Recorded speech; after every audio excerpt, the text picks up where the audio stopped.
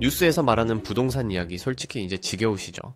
연일 집값이 바닥을 쳤다느니 이제는 반등할 일만 남았다느니 떠들어대지만 정작 여러분의 피부에 와닿는 현실은 어떻습니까? 여전히 내 집 마련은 꿈같은 이야기고 대출이자는 숨통을 조여오는데 언론에서는 자꾸만 지금이 기회라고 속삭입니다. 그런데 말이죠, 정말 소름 돋는 사실이 하나 있습니다. 진짜 부자들, 그러니까 수백억 수천억을 굴리는 자산가들은 지금 부동산 시장을 전혀 다르게 보고 있다는 겁니다. 그들은 지금 집을 사러 다니는 게 아니라 아주 조용히, 그리고 아주 치밀하게 한국 부동산에서 손을 털고 떠날 준비를 하고 있습니다. 이게 무슨 뚱딴지 같은 소리냐고요? 겉으로 보기에는 평온해 보이는 대한민국 부동산 시장, 하지만 그 수면 아래에서는 이미 거대한 붕괴의 균열이 시작되었습니다. 구독 한 번만 제발 부탁드립니다. 오늘은 뉴스에서는 절대 알려주지 않는, 아니 어쩌면 알면서도 모른 척하고 있는 대한민국 부동산 시장의 붕괴 조짐과 부자들만 공유하고 있는 은밀한 시그널에 대해 아주 깊숙하게 파헤쳐 보려고 합니다.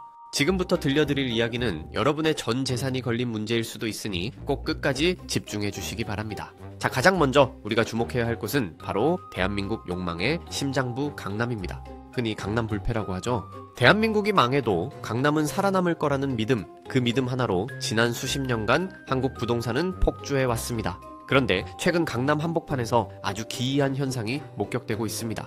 여러분, 혹시 강남대로나 테헤란로 같은 핵심 상권을 지나가 보신 적 있나요? 겉보기에 화려한 빌딩 숲은 그대로지만 조금만 자세히 들여다보면 섬뜩한 광경을 마주하게 됩니다. 바로 임대문이라고 적힌 현수막들이 덕지덕지 붙어있는 건물들입니다. 예전 같으면 권리금만 수억 원을 줘도 못 들어가던 그 금싸라기, 땅의 1층 상가들이 텅텅 비어가고 있습니다. 이게 단순히 경기가 안 좋아서 자영업자들이 힘들어서라고 생각하신다면 정말 큰 오산입니다. 진짜 문제는 이 공실이 단순한 자영업의 몰락을 넘어 상업용 부동산의 가치 폭락을 예고하고 있다는 점입니다. 부자들은 바보가 아닙니다. 그들은 동물적인 감각으로 냄새를 맡죠. 상가 수익률이 은행 예금 이자보다 못해지는 순간 그 부동산은 자산이 아니라 짐덩어리가 된다는 것을 누구보다 잘 알고 있습니다. 지금 강남의 꼬마 빌딩 수익률이 얼마인지 아십니까? 대출 이자를 내고 나면 마이너스인 경우가 수두룩합니다. 예전에는 건물을 사두기만 하면 가격이 올랐으니까 매달 적자가 나도 버텼습니다. 소위 말하는 시세 차익을 노린 거죠.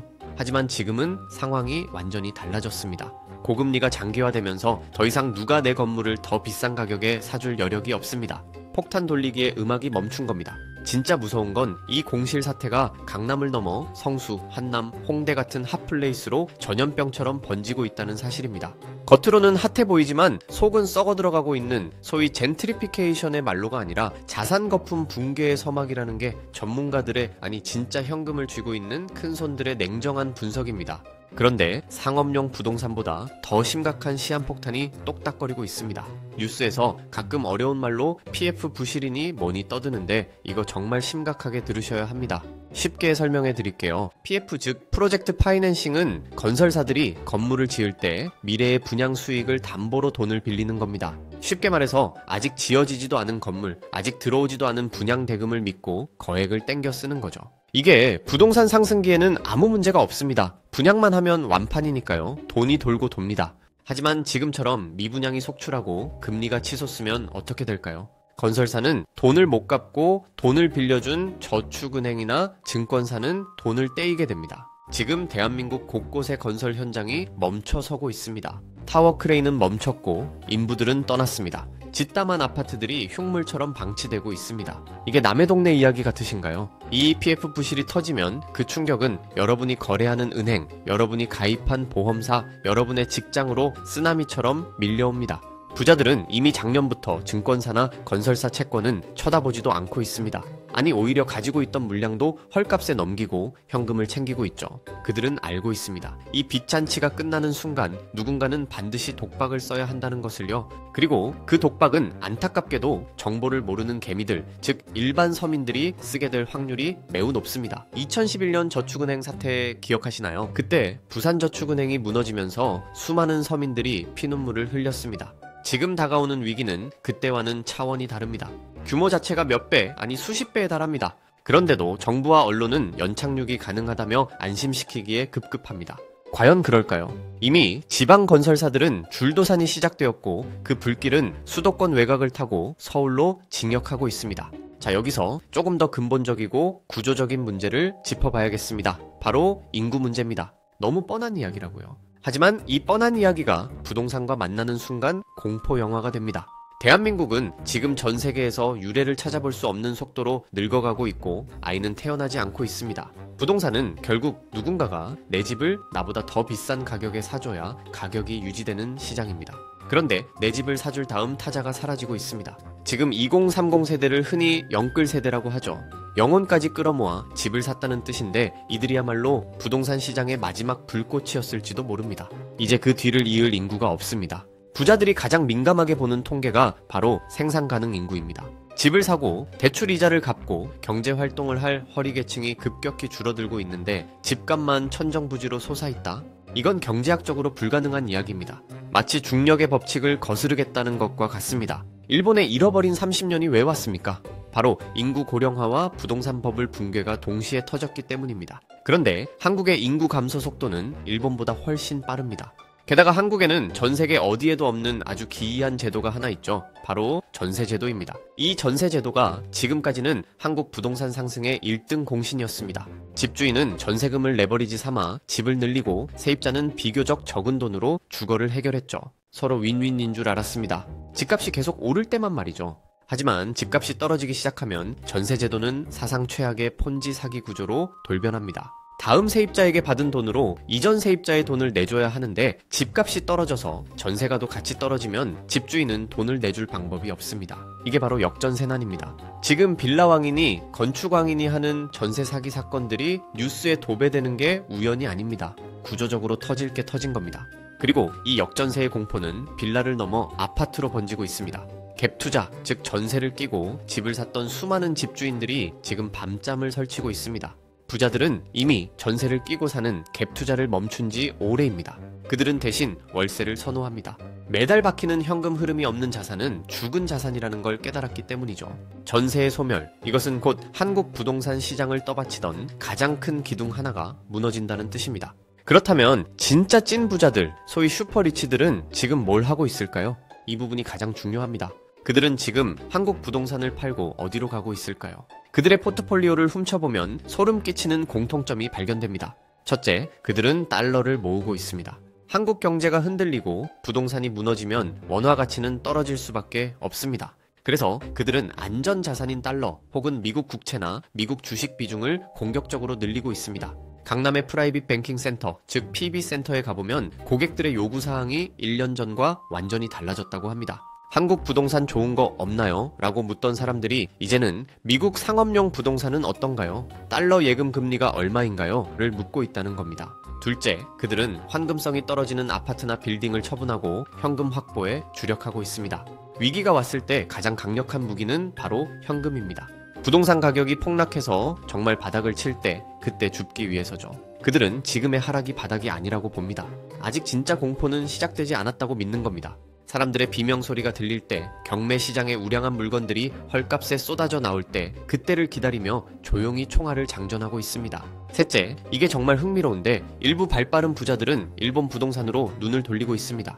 역대급 엔저 현상을 이용해서 도쿄나 오사카의 건물을 사들이고 있습니다. 한국과는 반대로 일본은 오랜 침체를 겪고 이제 막 꿈틀거리고 있고 엔화가 싸니까 환차익까지 노릴 수 있다는 계산입니다. 한국 부자들이 한국 땅을 팔고 일본 땅을 산다. 이것만큼 한국 부동산 시장의 암울한 미래를 적나라하게 보여주는 시그널이 또 있을까요? 물론 제가 드리는 말씀이 내일 당장 한국이 망한다거나 모든 집값이 0원이 된다는 극단적인 공포 조장은 아닙니다.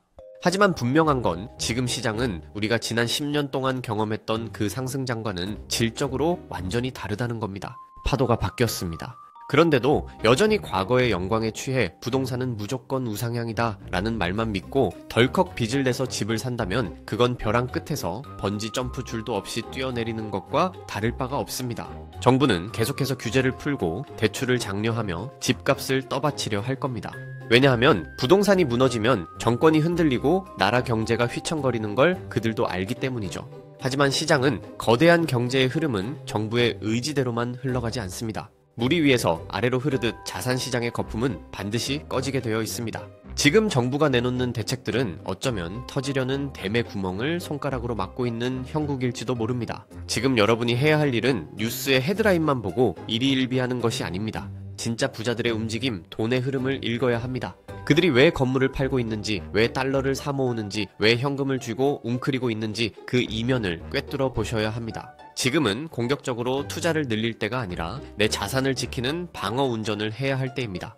빚을 줄이고 현금 흐름을 점검하고 최악의 시나리오에 대비하는 것, 그것이 바로 다가올 태풍 속에서 살아남는 유일한 방법일 것입니다. 어떤 전문가들은 말합니다. 서울 아파트 불패 신화는 영원할 것이라고요. 공급이 부족하니 결국 오를 수밖에 없다고요. 과연 그럴까요? 1990년 일본 도쿄의 사람들도 똑같이 말했습니다.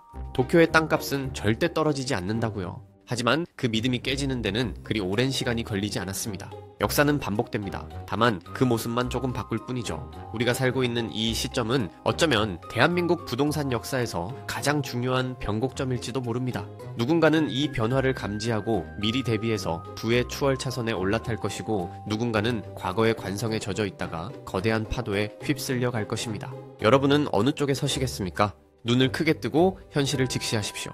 겉으로 보이는 화려한 모델하우스의 조명이 아니라 그 뒤에 감춰진 텅 빈 공사장과 늘어나는 빈 문서를 보셔야 합니다. 부동산은 심리라고 하죠. 하지만 그 심리를 지탱하는 것은 결국 기초 체력, 즉 펀더멘털입니다. 소득 대비 너무나 비싼 집값, 줄어드는 인구, 멈춰버린 성장 엔진, 이 모든 지표들이 한 곳을 가리키고 있습니다. 지금은 파티를 즐길 때가 아니라 파티장이 무너질까봐 비상구를 확인해야 할 때라고 말입니다. 자, 오늘 이야기가 조금 무겁고 듣기 불편하셨을 수도 있습니다. 하지만 쓴 약이 몸에 좋다는 말처럼 때로는 불편한 진실이 우리의 삶을 구하기도 합니다. 부자들만 알고 있는 이 은밀한 시그널, 이제 여러분도 알게 되셨습니다. 이 정보를 어떻게 활용하느냐는 이제 온전히 여러분의 몫입니다. 부디 현명한 판단으로 소중한 자산을 지키시기를 바랍니다. 혹시 여러분 주변에도 무리하게 빚을 내서 집을 사려는 분들이 계신가요? 아니면 지금이라도 팔아야 하나 고민하는 분들이 계신가요? 댓글로 여러분의 생각과 경험을 자유롭게 나눠주세요. 위기의 시대에는 집단 지성만큼 강력한 무기도 없으니까요. 여러분의 통찰력이 다른 누군가에게는 큰 도움이 될 수 있습니다. 오늘 준비한 이야기는 여기까지입니다. 거대한 변화의 소용돌이 속에서 흔들리지 않는 지식과 통찰을 얻고 싶으시다면 구독과 좋아요 잊지 마시고요. 저는 다음 시간에도 더 날카롭고 흥미로운 이야기, 남들은 잘 모르는 세상의 이면을 파헤치는 이야기로 다시 찾아오겠습니다. 구독과 좋아요 한 번씩만 부탁드립니다.